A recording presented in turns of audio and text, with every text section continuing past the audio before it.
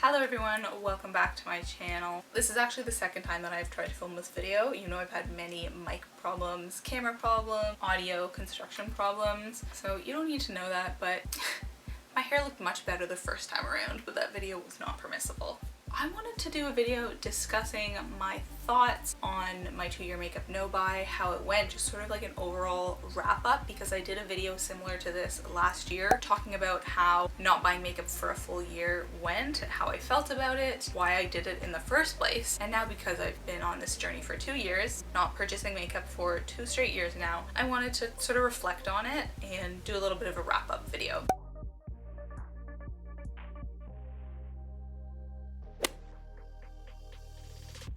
How do I think it went? I actually feel like this second year was a lot more effective and went better than the first year. Kind of would have anticipated it to be the opposite. I would have thought that the first year would go very well, but then I'd get kind of tired of it and I'd want to buy makeup a lot more, and by the end of the year I would just be like, I'm so done with this. But that actually wasn't the case. I think because the first year, for like the first 6 months, it was kind of accidental. Like I wasn't intentionally doing a no-buy, and it was only in the second half of the year that I decided to go through with it the full year. But this year it was like definite. I had decided, and I was determined from the beginning of the year to continue on for a full another year. I've done about as much makeup no-buy content as you can expect. I've talked about why I went on one in the first place. I've talked about how my makeup style has changed as a result of going on my makeup no-buy. So if you're interested in any of those kind of videos, I will link them here. In the first year I got to know my collection better, but in this year I got to actually know makeup better. Like I worked a lot more on techniques and understanding what I like and what I don't like. And if I had just stopped at 1 year, if I had just done a 1-year makeup no-buy, I don't think I would have gotten to this point, because for so many years I was just buying makeup and not really going further than that, and not trying to learn better techniques and improve my skill. But because I wasn't spending time or money buying new makeup, I wanted to get creative with makeup in other ways, and so I would spend longer on my makeup in the morning. I would,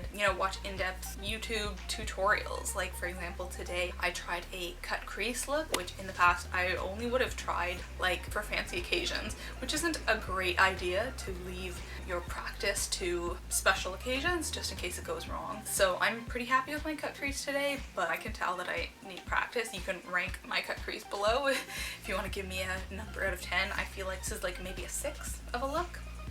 A lot of the time I feel like cut crease looks only look good with a lot of eyeliner and big fake lashes, which I'm obviously not wearing today. This is like a more natural cut crease, but I digress. So yes, this year I was a lot more focused on technique and skill. So the first big question is, did I succeed?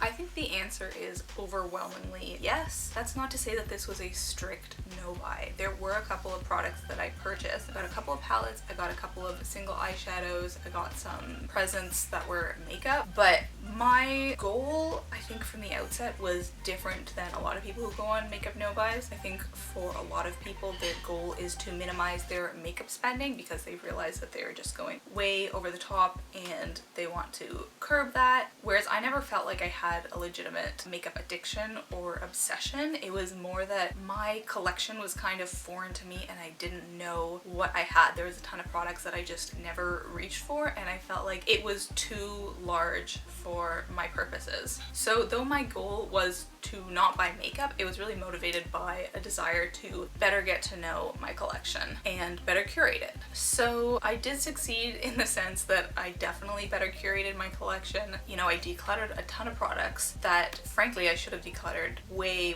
long ago. Like I just was completely unfamiliar with the concept of decluttering, I think, and also kind of with the concept of finishing your makeup. The kind of makeup content that I watch now is so different from what it used to be. I think my relationship with makeup would have been way healthier if I had watched the people that I watch now back then, because back then there was absolutely no space for conscientiousness when it came to people's relationship with makeup. And I do think this is like an overall change in the YouTube space. Like hauls used to be everything. right? Everyone was doing hauls all the time, not just with makeup, but with fashion. And now it is definitely still a thing, but I feel like project panning is kind of just as hot. I don't know if hot's the right word. Just as interesting or like just as clickable. And same with decluttering, like huge makeup collection declutters. People love watching those, right? And I don't feel like that was a thing before a couple of years ago. Before it was like the more makeup you have, the better, the larger your collection is. If it takes up a whole wall, if it takes up a whole room, like even better. So I guess my makeup consumption has kind of evolved with all that and with the ideas on YouTube of the day. Though I have gone a bit more extreme than most people. Some people have definitely gone on like a couple month no buys or low buys, but that wasn't enough for me. I needed to go on a complete no buy. And I think that going on a complete no buy is the only way that I was able to really evaluate my collection and what I wanted to buy. It will make things so much easier. Like, I call myself cruelty free because that is my mindset, and when I do go back to purchasing makeup, I intend to purchase cruelty free, and I intend to purchase from a lot of indie brands, and this was definitely not the case before. This wasn't even really on my radar. I think that the only way that this was possible was to just completely stop buying at all. And not to mention that it would have been so much harder to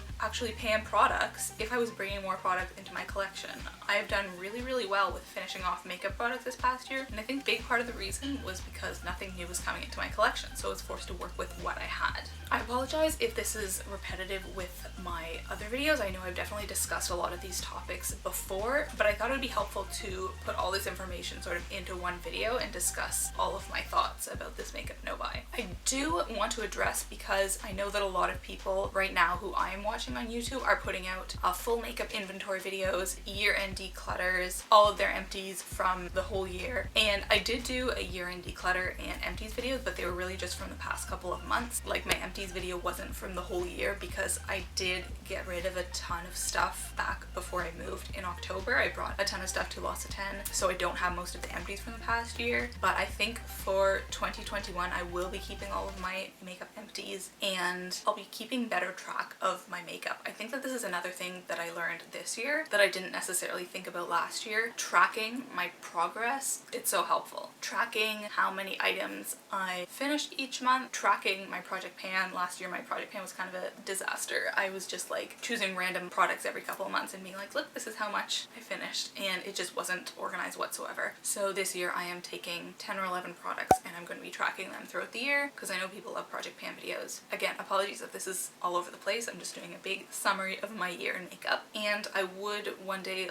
love to do a makeup inventory. I think it's especially helpful because you can compare where you were from one year to the next year, but I just don't feel like my collection is at that point yet. I just haven't gone through everything in my collection yet, to be frank. I'm more familiar with my blushes and my eyeshadows, and so I have done videos for my collection videos, which you can check out here. But like eyeliners, paint pots, mascaras, I just have too many of those, and I'm not really ready to face those yet. But hopefully by the end of 2021 my collection will be even more curated than it currently is, and I will feel comfortable cataloging all of those items, because frankly a part of me wishes that I had done this from the beginning, because I've finished so many blushes over this past year, and not just finished but also decluttered. Like, it has to be at least 10 from just this past year, and it would be great to see like, wow, I went from 25 to 14 in one year, but I don't have those numbers, and I want to have those numbers in the future. So getting back to if I was successful, I think though I did make makeup purchases, I didn't feel guilty about any of them, and they were very intentional. I'm really happy with what I purchased. Yeah, I'm considering it a success because of that, because it's more than just about not spending makeup. This whole project was about being happy with my collection. That was the ultimate goal. So let's see if I can wrap this up. My no buy has had a huge effect on my consumption habits. It coincided with sort of my sustainability journey and how much I've changed in terms of consumption overall and just like my consumerist mindset. So it's thanks to my no buy that I've changed sort of what I want out of makeup and the values that I want the makeup that I'm purchasing from to have, you know, cruelty free and indie makeup and all that stuff that I talked about earlier. At the end of the day, I succeeded. I'm very happy. I feel like I learned a lot of lessons from doing a makeup no buy for 2 years. So for right now, I'm still figuring out what I want to do for the next year. I know people will ask if I'm doing no buy for 2021, but I'm still figuring that out, and I will be doing a video about my makeup goals for the following year, how it has changed from 2020 to 2021, and what my consumption habits are going to look like for makeup for the next year. So thank you so much for watching, and if you take anything from this video, I highly encourage you to do a makeup no buy if you feel like you are out of touch with your collection, or you're just sort of at loose ends with makeup. In my experience, it really helped me to get more creative, to be more inspired, to try new things, and it also helped me to understand what I like and what I want out of makeup. So thank you so much for watching. Please give it a like if you enjoyed, and I'll speak to you next time. Bye-bye. Happy 2021. I'm filming this in December of 2020, but happy 2021 to you.